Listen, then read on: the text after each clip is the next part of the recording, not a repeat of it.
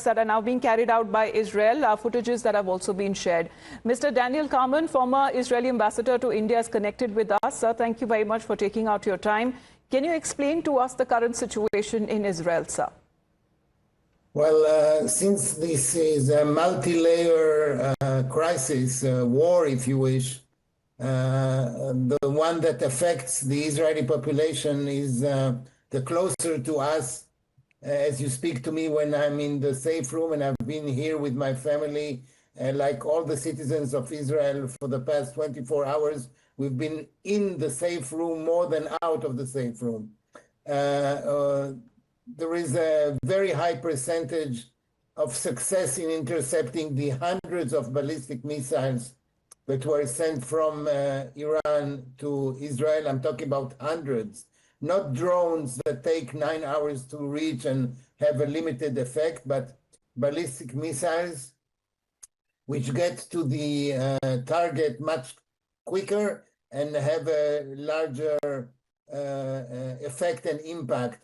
But still 95% of the missiles are intercepted on their way, mostly not in Israeli airspace, but before that.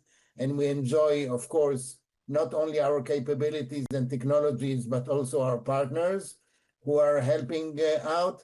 But still there is the 5 or 4%. And when we talk large numbers, 5% of 100 is a lot. And we've seen 5 or 6 sites of landfall direct hits. Unfortunately, 3 people were killed in the last 24 hours and around 80 or so injured. And there is a huge, punctual but huge damage done to facilities, to houses, to streets, roads, buildings. So that's the situation. And we're waiting any minute now to be called to go back to the safe rooms because there might be another wave. We've seen 6 waves. The 7th is probably on its way, or the 8th, or whoever. We really have to prepare ourselves to be here in this situation for a long time. But of course, we have to look also what's happening in Iran. That's much more important. And in Iran, the Israeli Air Force and technology and Mossad people have a big, great success. Every now and then we hear about another general or leader or nuclear scientist that has been eliminated. And that's the other side of it, of course. So you're confirming, Mr. Carman, that there has been direct hits, mainly what is, according to reports, suggesting that in the southern part of Tel Aviv.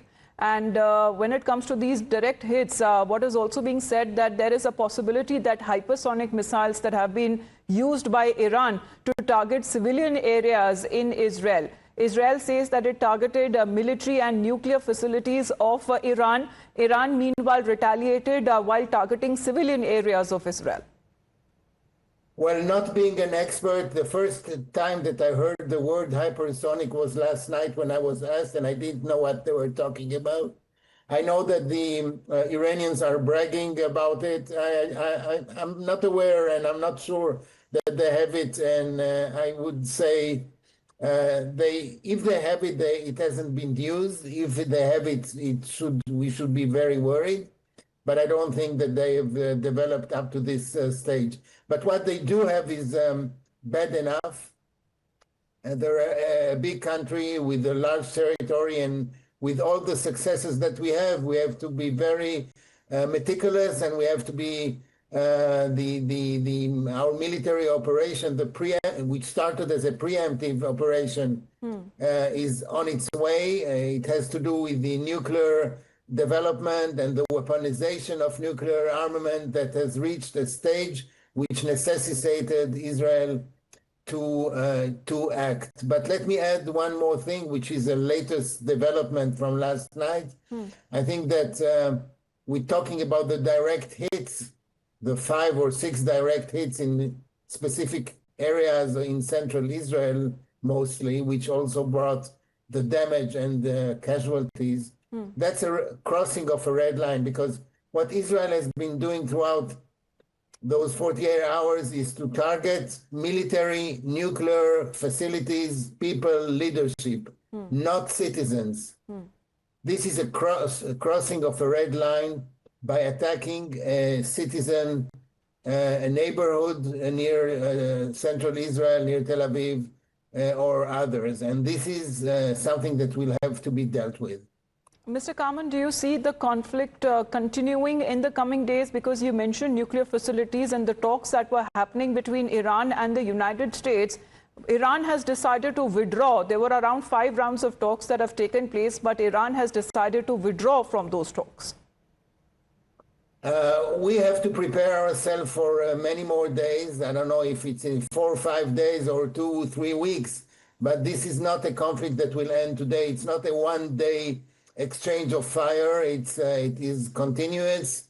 It will continue for a few days, and let's hope that the exit strategy or exit agreement that always appears in every war will come soon, but will satisfy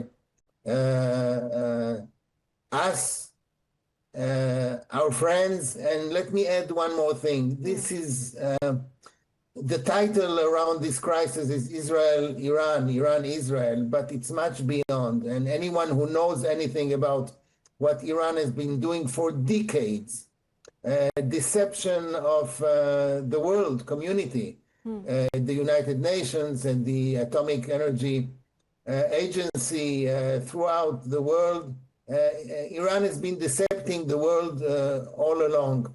And it's not only an Israel-Iranian crisis, it's a regional crisis.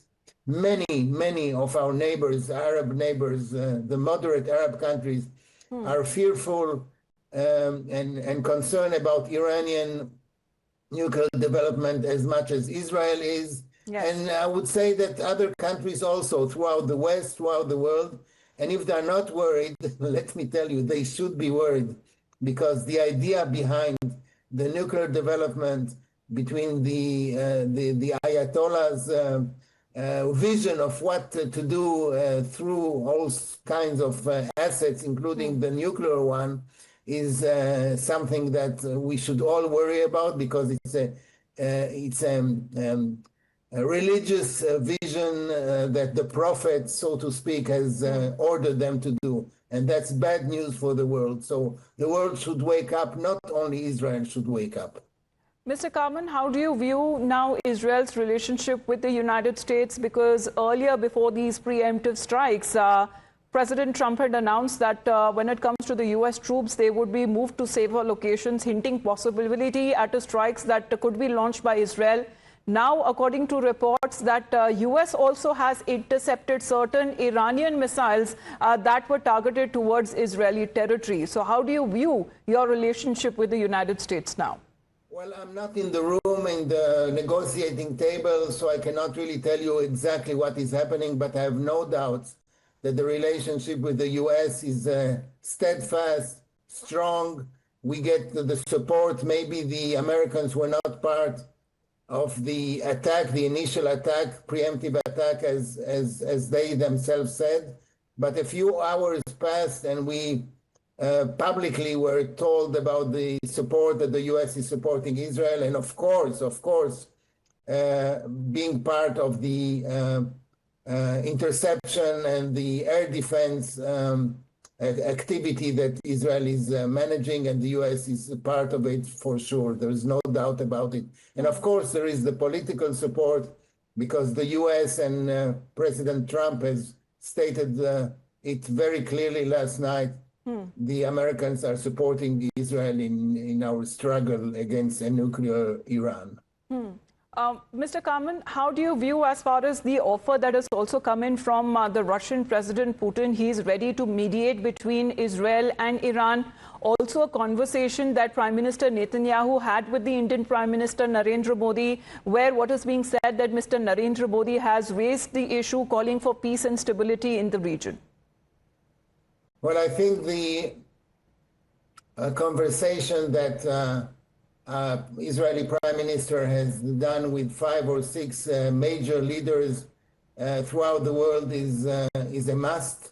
Of course, speaking with Prime Minister Modi being one of Israel's best friends around the world is something that should be done in any case.